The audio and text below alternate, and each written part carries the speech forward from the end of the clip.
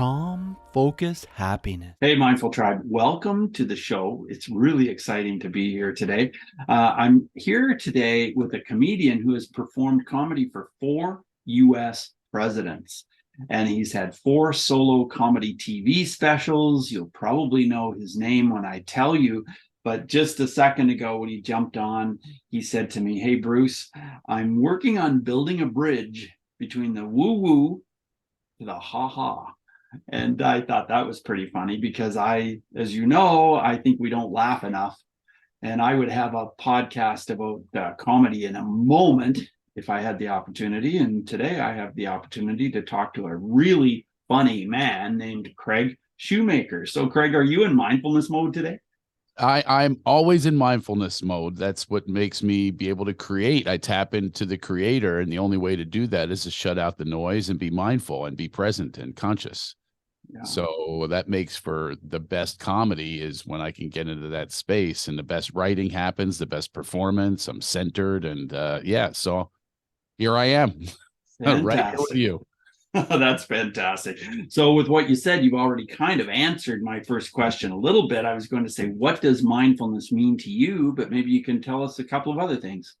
Well, it's really a practice that is, and it takes a lot of practice. And I tell people, I teach a course and coach clients. I say repetition causes intuition. Wow. So if you repeat these practices, eventually you'll become intuitive and be funnier, because our intuitive sense is funny and light and love and levity. That's our true self.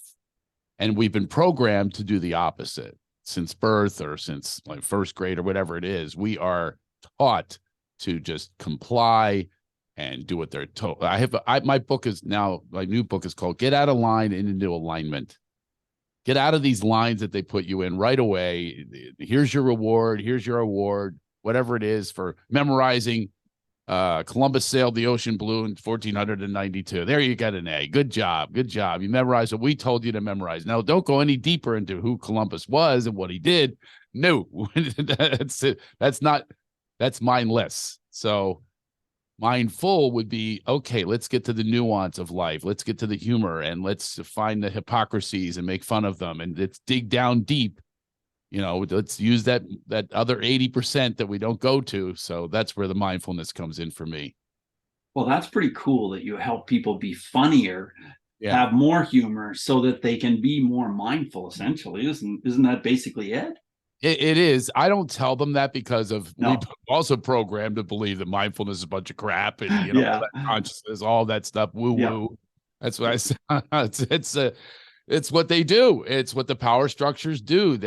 We have a higher source, higher power within us, and they have no interest in that, because then they're good. They know that the wizard will be found behind that curtain.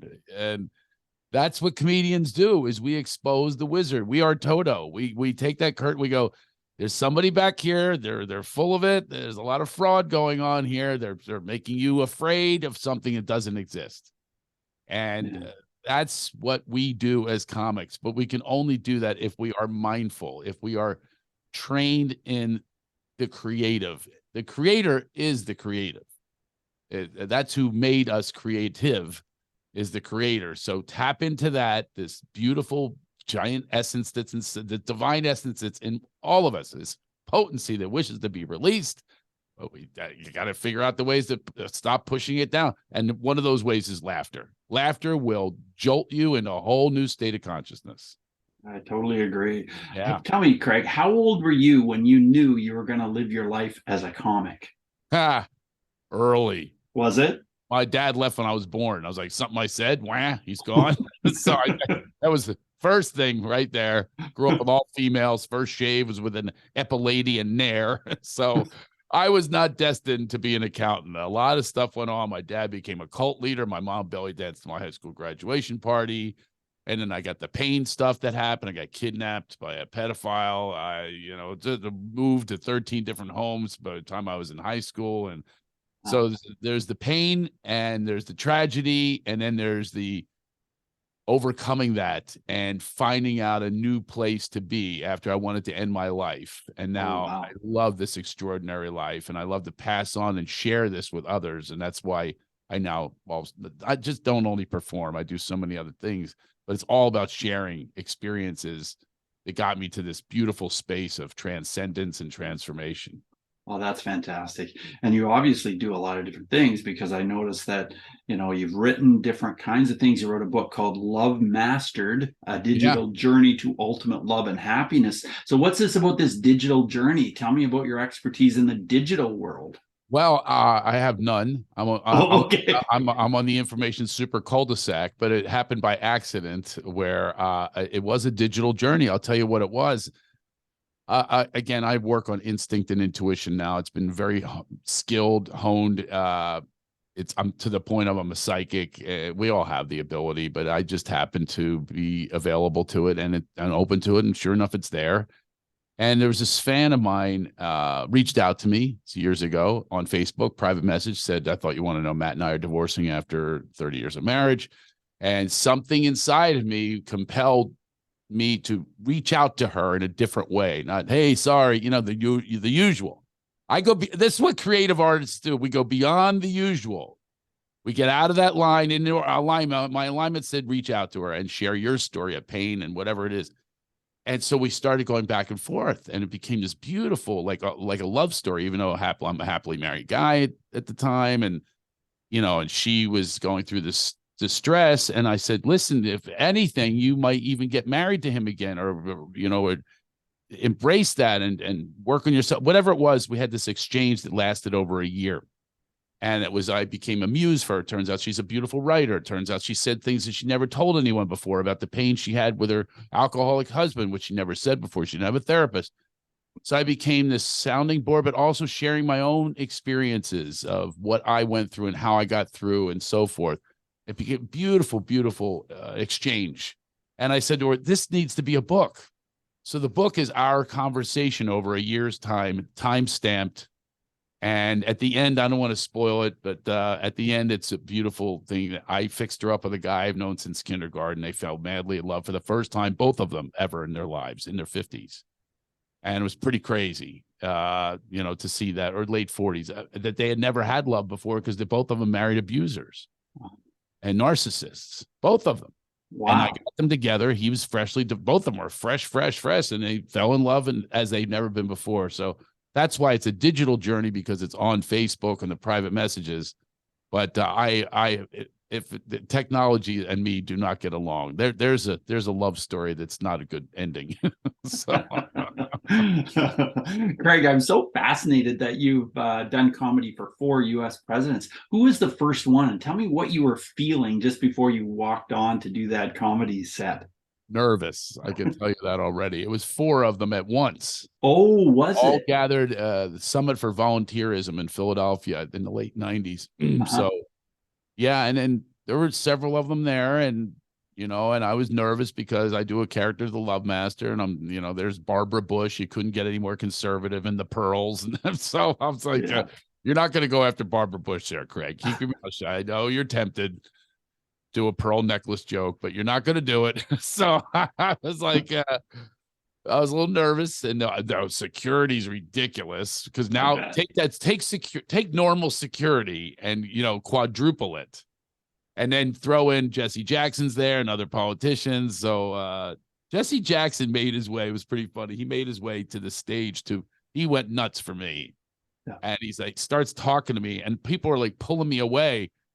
At like, because he had to go on stage, and I'm going, no, he's my new buddy. I tried to tell me, I passed, and they yanked me away from him because they thought I was just they didn't even see that I was just on stage. This is how these people work. They're just in this, in this narrow space of protection and not laughter. So, yeah, definitely not laughter. So, yeah, I performed for the presidents. I've done so many beautiful things in my life. I'm so blessed. And, 75,000 people I've done twice, which is crazy. I mean, they're so far away in a stadium that I had to slow down my jokes because the laughter would come like like a plane going by. The noise comes later. That's what would happen I tell the punchline and so I had to really slow down. But that was a crazy experience. I've had just one great experience after another. And for this fatherless kid whose dad became a cult leader and, just bad messaging, how to be a dad. I'm now a father of 4 and just loving my life. And I get to share it with people how I got there, and a Do you lot have of any interesting stories about being on late night television and you were being interviewed and maybe an interview went off the rails or something weird happened? I have stories about everything, Bruce. It's like, it's this life. It's almost like God saying to me, yeah, I'm just going to keep on giving you obstacles now. It's not, you're never going to coast. Sorry, you're not the guy for that. Even like, I was like laughing about the gambling. I try gambling now and then. Yeah. God always goes, no, not for you. But I keep trying it. So I have this guy who says, listen, I'm going to give you all the winners. So I just follow him. And for the first week, I'm going, oh my God, this is unbelievable. He went on a losing streak where I don't even know if he's alive right now. He's like, and I listened to him, thousands and thousands of dollars. And then I kept saying, oh, come on, Craig, you don't get it by now that's Big G trying to tell you this is not for you. It's just a distraction from you doing your really great work, and go make money that way. It's so many lessons have been learned, but we keep learning anyway. It doesn't, you get up, you fall down, you get up, you fall down. It does seem sometimes like there's a lot of falling down, or push down, but I'm here to tell the story about how the recovery process happens, even with alcoholism and drug addiction, even jail, all that stuff. I get to tell people, hey, here's how to stay out of jail. Here's how to live your life in bliss and connection. And that connection does happen from mindfulness. It starts there. The root is there. If you're meditating, you're going to love this, Bruce. Tell me this. I'll get back to the late night tale in a second. Yeah. So I teach something called guided laughitation. Oh, cool. And guided laughitation, for those that have a hard time meditating, which I am one of them, because my mind is filled, if you can't imagine that, it's filled with stuff. And so I have 4 kids. I'm meditating. I'm going, oh my God, I forgot to drop. I'm supposed to drop them off at camp. That's a million responsibilities. Mindfulness. Okay. Just silence your brain. Oh my God, my daughter's sick. I gotta whatever it is. There's something there that is on the plate that I have to deal with or something. So it's very hard. But laughitation takes me into a unbelievable ethereal sense, vibration. It's unbelievable. It's like, and what I do is you just fake laugh until it turns real anyway. And it always does. Your body doesn't know the difference. Yeah. And you say out loud what's really getting your way, like obstacles. I'll give you a really little example. I bought 2 jackets the other day and I lost them. I finally spent money on myself and I can't find either jacket. And you have no idea where they are. I have no idea where they are. I've searched everywhere and I keep going. For one time in your life, you finally spent money on fashion and now it's gone after wearing them one time, maybe not even one jacket. Anyway, so that's a really quick one. And you say out loud, I mean, sometimes people get really painful and really deep, and I do that too. Then you breathe at the end of it and you let out a ha, which is cleansing.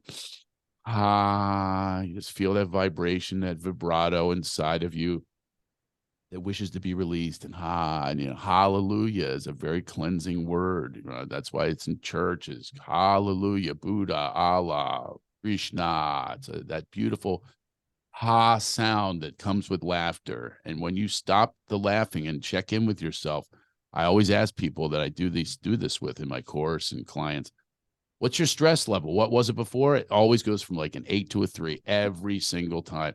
Your body doesn't know that it's fake laughter because it's really not. You ended up laughing at me laughing. It's cyclical. It's a reflection. It's beautiful to spread that through the world instead of being divided and all the echo chambers and all the following we do and just repeat something they tell you. And then it keeps you in fear. There's no fear. There's no anxiety. You can't be depressed while you're laughing. Cannot exist in the same space. Impossible. Well, so that's what I teach. Guided laughitation. And did you come up with that word laughitation, that's hilarious? I just love the word itself. I have another one that's even simpler. It's called chuckle chatter. And chuckle chatter is you just laugh speak. I call it laugh speak. It's chuckle chatter.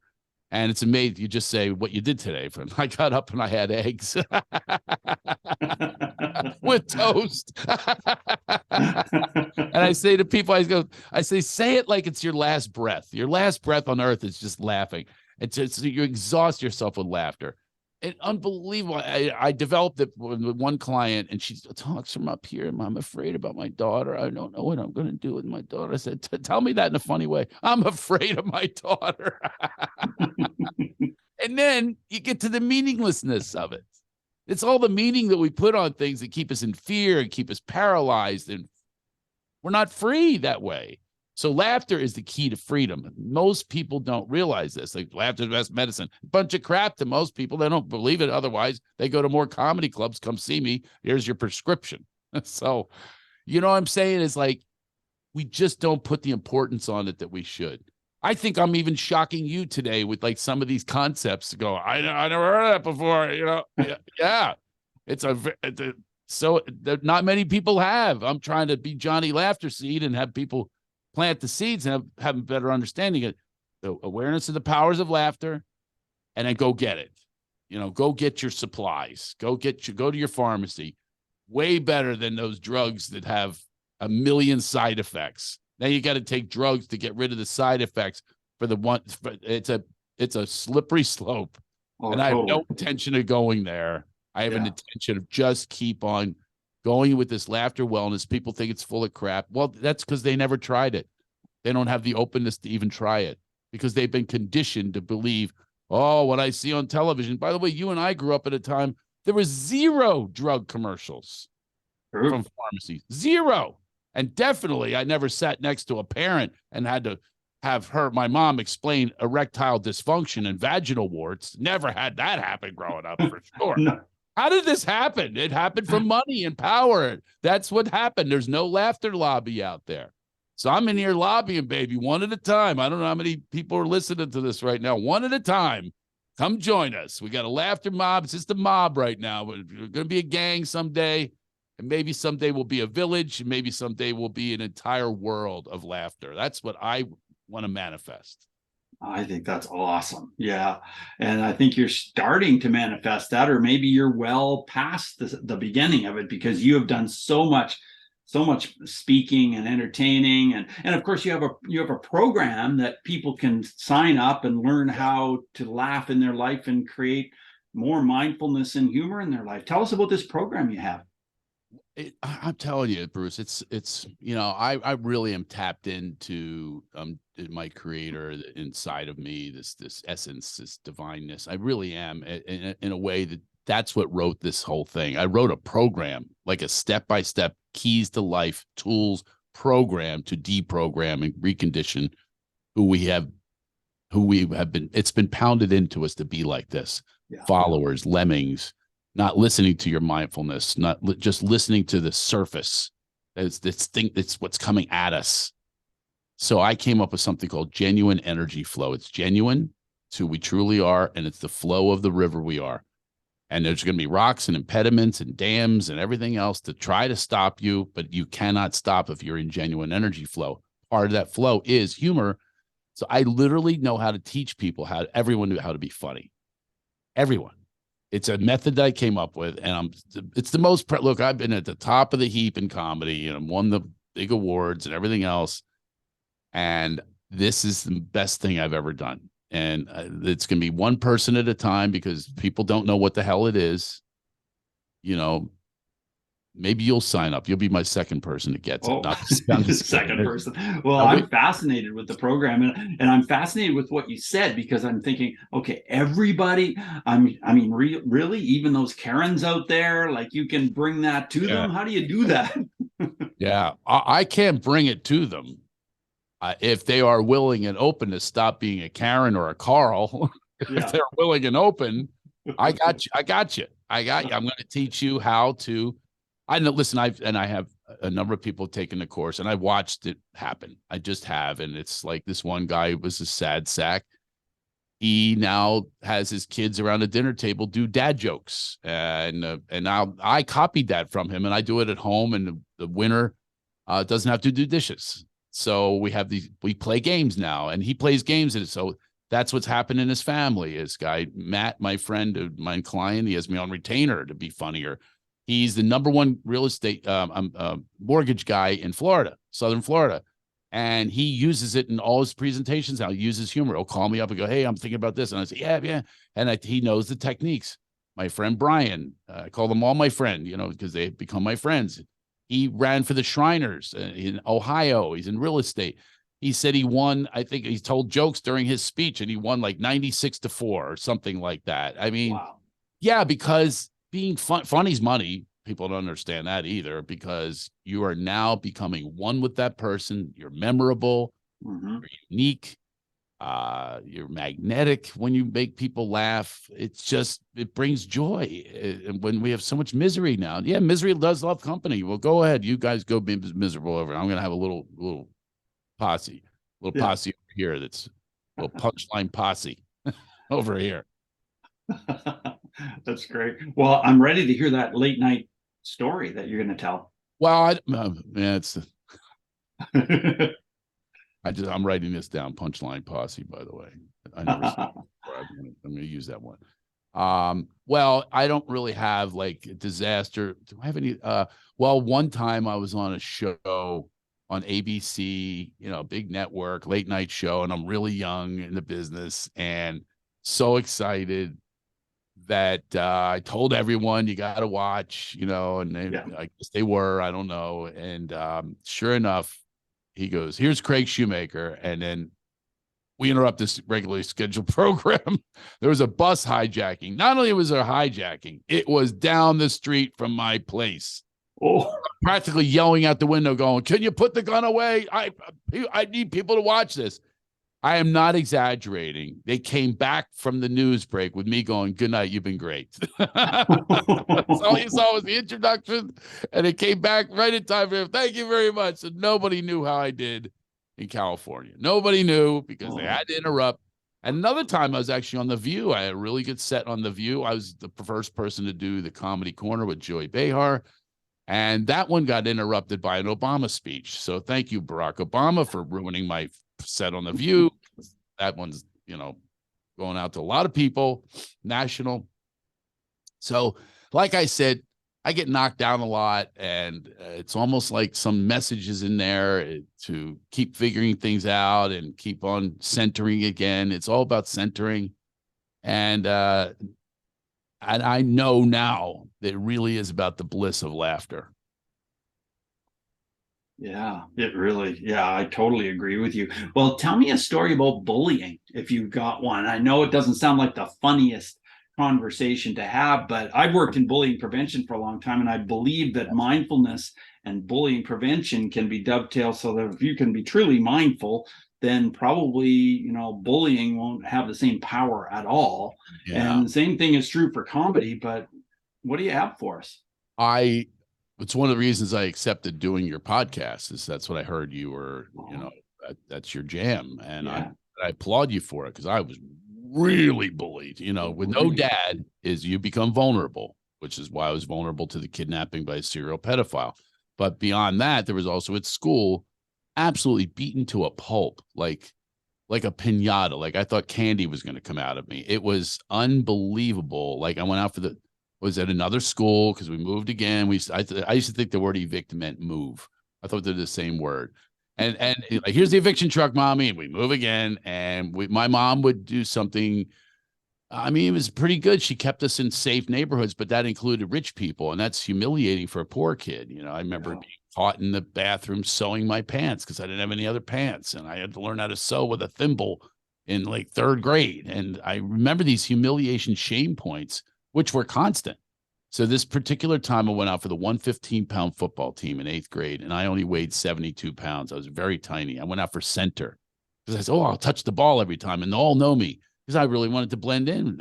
All the popular guys on the team, they literally beat me in the huddle. The quarterback would say, good snap, and he'd punch me in the face. I'd be dizzy, walk up to the line to give the ball to him, and then in the locker room, it was like a coyote wilding. I mean, they just beat me. They tore my underwear every day to make wedgies and hang me by a locker and tell me to do wind chimes. And And I was so ashamed. I couldn't tell my mom. So I had to go with, I had strings for underwear. I had no underwear, and we had no money to buy new underwear. And the beatings just were constant and really like painful to the point of suicide. You know, I attempted suicide.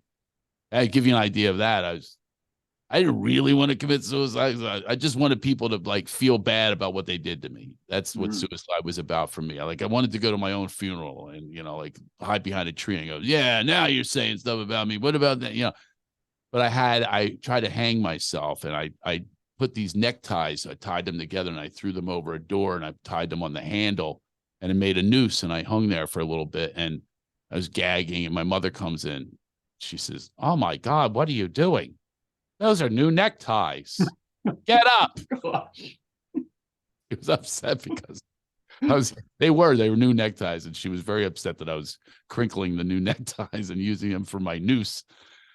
But that's an example, though. It's actually called gallows humor. But you can let people think all these standards we put on things. You can't laugh at this. You can't laugh at that. It's ridiculous. You were talking about Karens, and there's cancel culture, and there's the woke, and they decide what the cause is. No, you don't get to decide it for me. Sorry. You don't get to decide my causes just because you have a new hashtag, a new symbol that you think you're virtue signaling. You do not get to tell me science. You do not get to educate me. Sorry. You don't get to say trust science and just some mindless trust science. No, did you trust Dr. Mengele in Nazi Germany? Yeah, they trusted him. Look how that turned out. Yeah, not well. I'm going to come back with you to anyone who tries to go in echo chambers.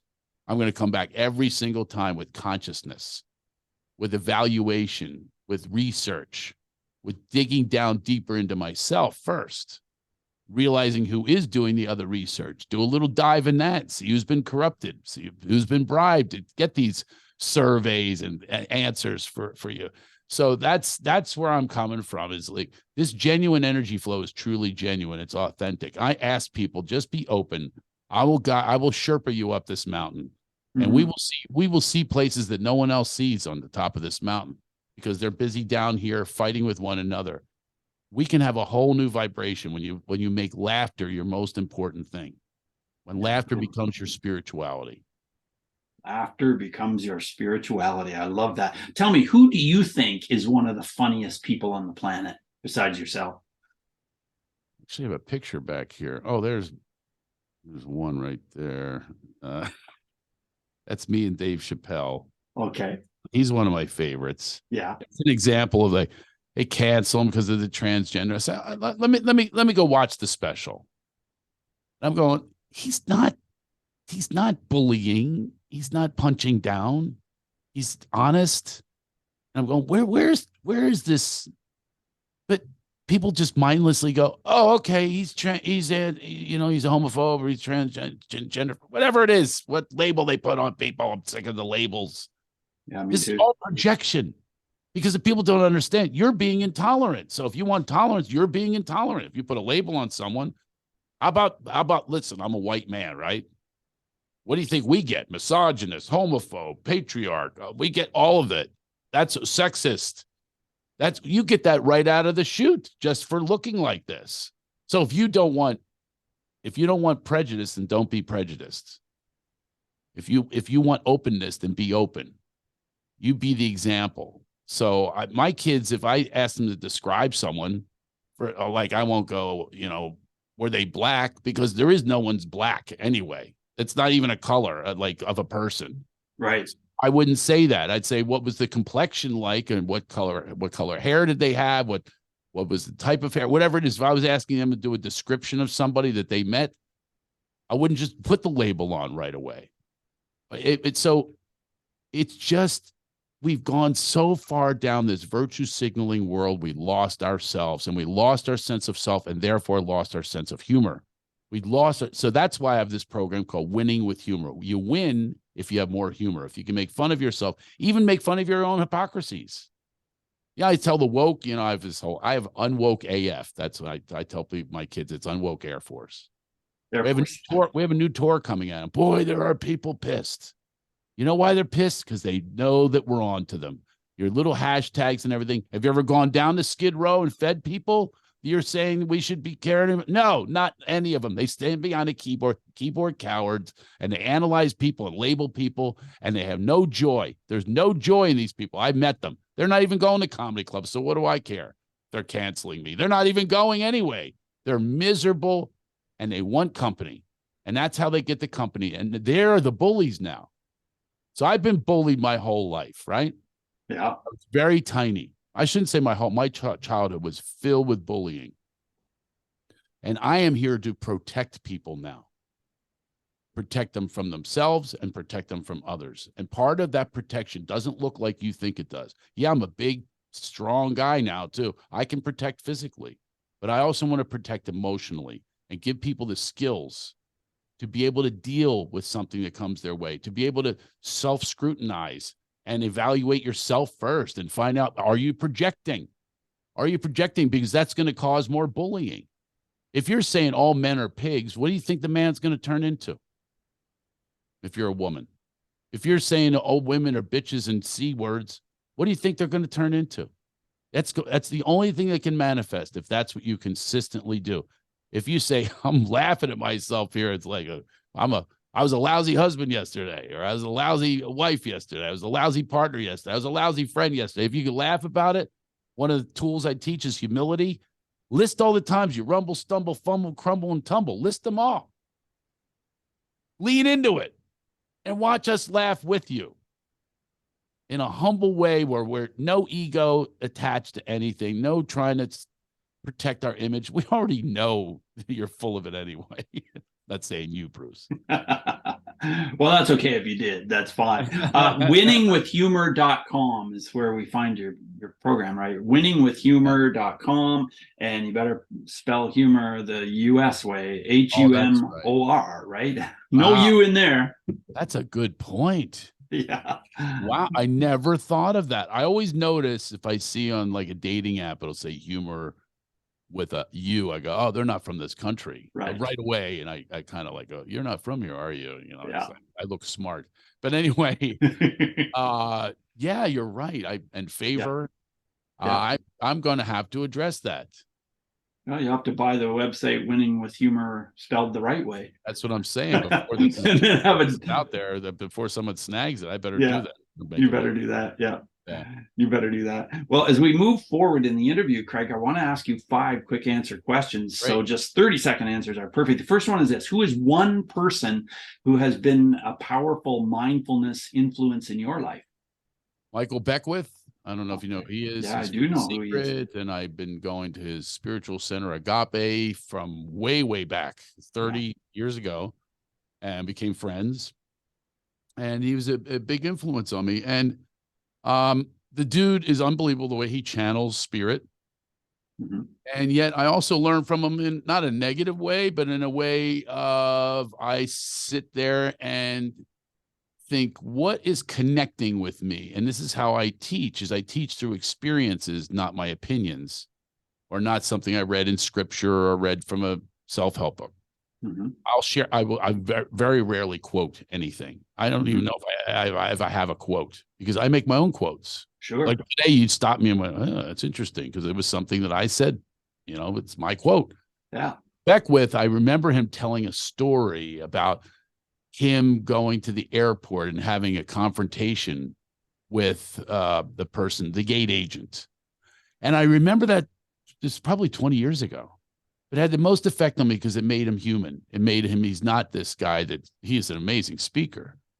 And what he says is wonderful, but that's the message I got 20 years later. I still live that message, you know, and that's how I preach, you know. I mean, he's brilliant. And yet when he mentions his flaws, that's when he becomes more attractive to me. The message is more clear. That was a message of humility. That was a message of transformation, because he had a switch that happened, you know, when he got into forgiveness and so forth. There's the lessons based on him failing at first and dealing with this gate agent. And so he's a big one for me, because I know him personally, and I end up, you know, it's close by and all that kind of stuff. So, but there's other books that have really helped. Neil Donald Walsh, Conversations with God, and I remember that had a huge impact on me when I first Yeah. read it. I think I went back a couple times and brushed up. Yeah, that's a great book. Yeah. My second question was going to be about emotions. So tell me, how have you learned to deal with your emotions differently as a result of mindfulness? I call it the pause for the cause of my own freedom. And if I take a pause, and it's also spiritus is a Latin word for breath. And if I allow that spiritus to take over, my resentments turn into gratitude, my anger turns into happiness. Whatever I'm about to do, it shifts my consciousness into allowing for something else to happen in that moment, as opposed to the way I was going to do it, which was fear-based. It was coming from a space of fright or whatever it is. If I take the pause for that cause, it's probably 100% of the time it works. It shifts right on the spot because we're now not going to fight because I'm paused. Allow that cleansing breath to take over. And when that happens, who's going to have conflict? Not me, not them. It's just going to, so that's what happens for me. I don't know if that answered your question, but that's what happens. Yeah, it does. And my next question is about breathing, and you were ahead of the game on that one because you just did a breathing thing. But do you have any thoughts or comments about breathing and how that helps you? Absolutely. I will tell you this. My wife, maybe my ex-wife, that's where it looks like we're headed, unfortunately. She went off to like a cult leader, which I do not recommend to anyone. She had this woman that said, get your sovereign freedom, all these theories. Come on, mamas, get out of your golden cage. Kids, don't worry about the kids. It's really sad what happened. This beautiful light being that I met at Agape. And so the reason I say I still have a hard time saying the words ex-wife because we're not officially divorced, but we're definitely on that path today. Today's our wedding anniversary, by the way. Oh, is it? Yeah, it is. So I woke up and sure enough, she sent a beautiful text. And I was about to send her a nasty text. Spiritus took over and I did not send that text. And then her vibration came back from that and sent this beautiful text that she still feels that it was one of the most beautiful days of her life. Mm-hmm. And she's in gratitude to this day. So it's a great example of how that works. But now, what was your question again? My question was about breathing. Oh, breath work. Yeah. Well, what was I say? Breath work is she teaches breath work. Oh, does she? And she has taken me to and done the breath work. And I am not kidding you. I've been high before.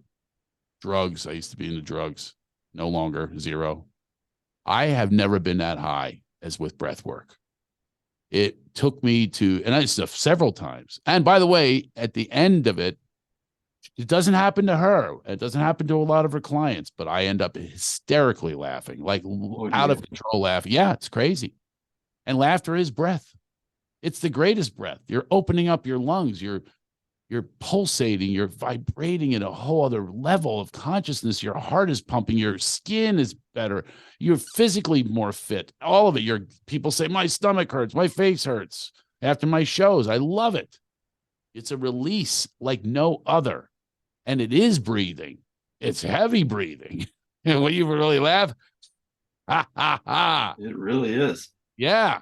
And this is what I encourage people to have more of. That's why we have this course and we're together on this. We watch people. I'm going to show you something. This is one of my favorite moments. The person who helps me with the course, she sent out these thank you cards. And this is just a screenshot of all the participants that day. And everyone's laughing at once. Cool. That's beautiful. Awesome. It is beautiful. I think that we're one. Yeah. And we are one. We are one. And to have that oneness, that collective oneness is so beautiful, but underappreciated.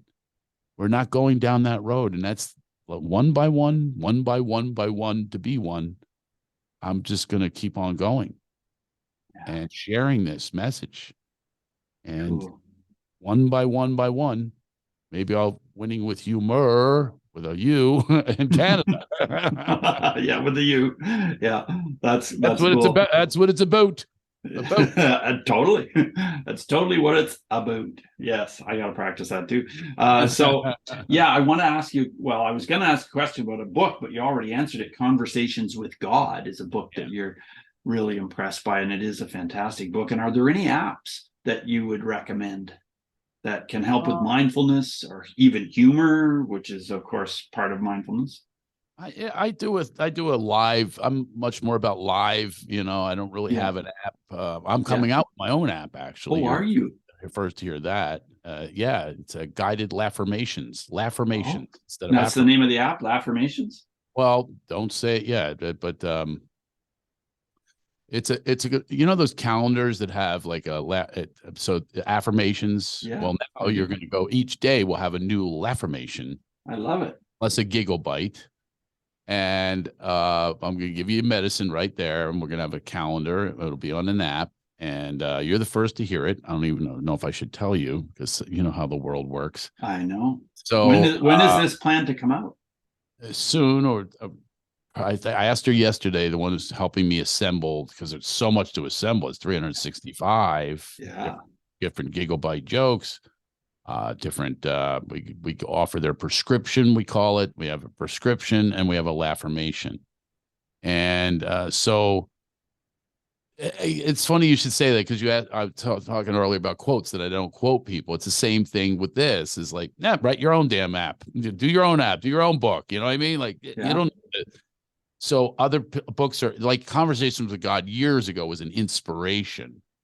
It's an inspiration. And I would believe Neil Donald Walsh, it's his intention. That's my intention too. Inspire you to become great, inspire you to be happier, inspire you to be joy-filled and mindful. So if I can inspire that, put a spark in there to give you some other idea, I'm winning with humor. And that's why we came up with the title, Winning with Humor. Is you win. It's a win. If you're making people laugh, you're laughing with people, you have won. That's a victory like no other. Totally. Yeah, I love that. Yeah.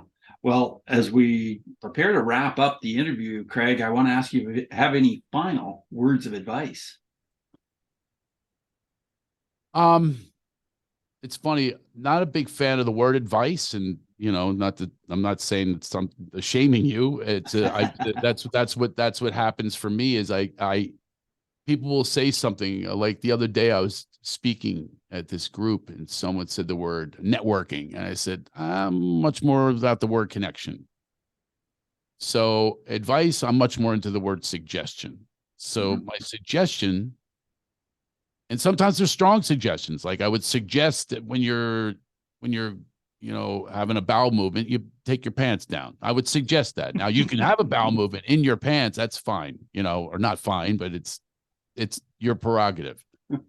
But this suggestion is very strong. Do your best every day to catch the kids in the amount of times you laugh.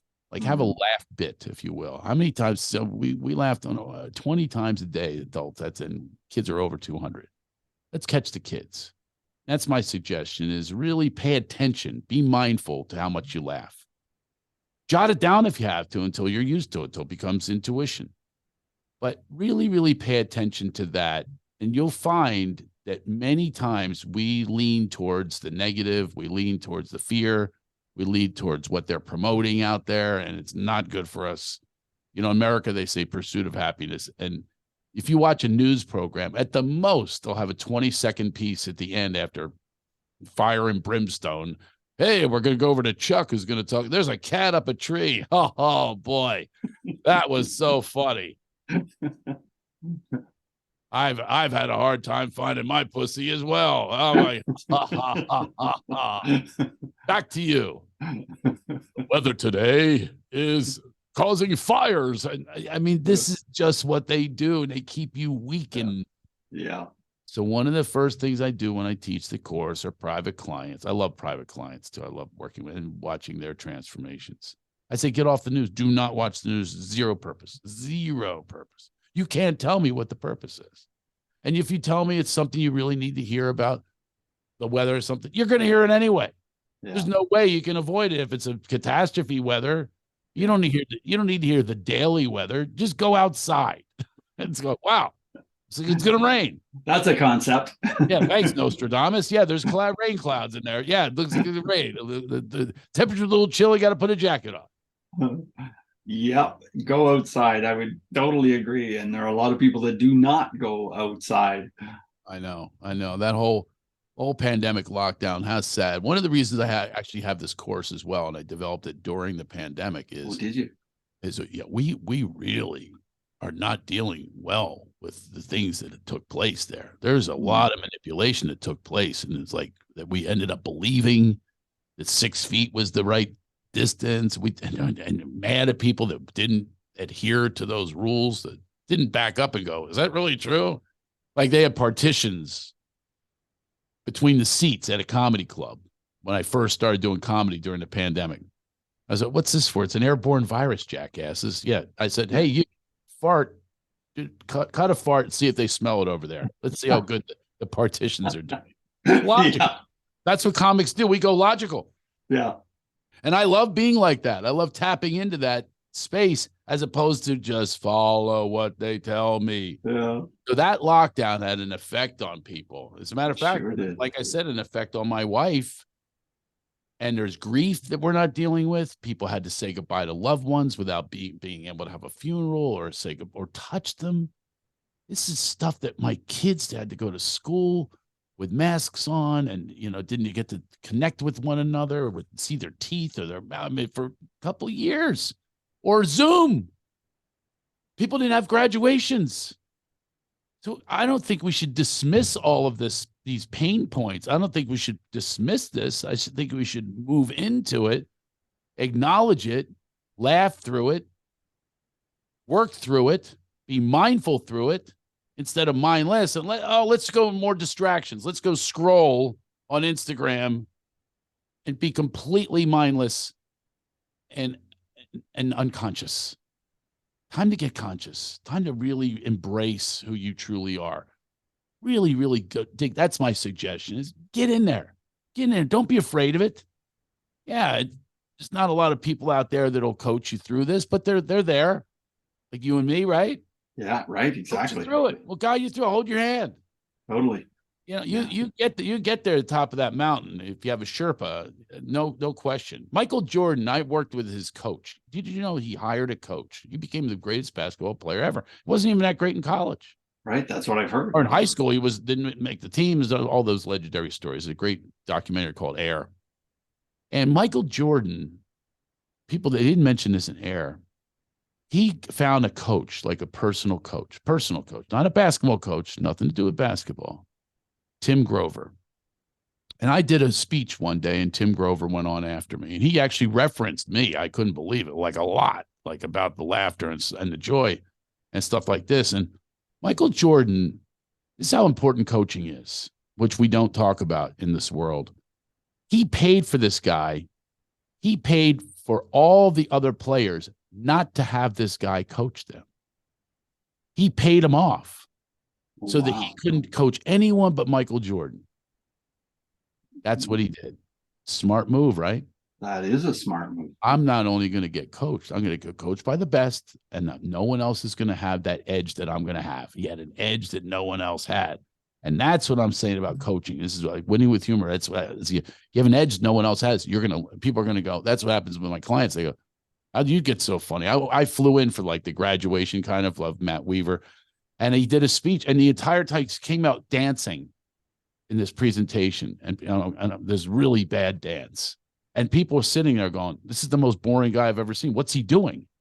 And he shifted them right away to, "You're now going to have a good time." Not my usual Matt Weaver speech, talking about mortgage and interest rates and stuff like that. You're now going to have a good time. It's going to be memorable. And sure enough, those are all the write-ups. They now attend his seminars, and they're happy to be there because he always makes sure that he brings humor. That can be the case for anyone. Right. Wow. You have shared so much. This is really awesome to have had you on the show. Thank you so much, Craig, for being on Mindfulness Mode today. Thank you. I appreciate it. Would you give me a little recommendation, a little testimony? Send us one or something like, I would totally do that. because I'm trying to be Johnny Laughter Seed here. I'm trying to get the word out, get on other podcasts, and get people to get the coaching program. I really I'm passionate about this, as you can probably tell. I can tell. I can totally tell. And I told the team, and he called them the staff, but I told them, I said, find podcasts about mindfulness, and they brought me to you. So that was great. So we had a great morning here. We did, yeah. And your website, winningwithhumor.com, that's where you can check out Craig. You can check out the course. And of course, check out the book too. The book's coming out soon, right? CraigShoemaker.com. And you'll be in touch with everything that I'm doing, or official Craig Shoemaker on Instagram. Follow me, say you heard me on here, ask questions. I'm all about it. All about helping others. Cool. I ain't holding on. Thank you again, and you have a great rest of your day. You too. Thank you, man. Yeah, Appreciate it. for sure. Yeah, bye now.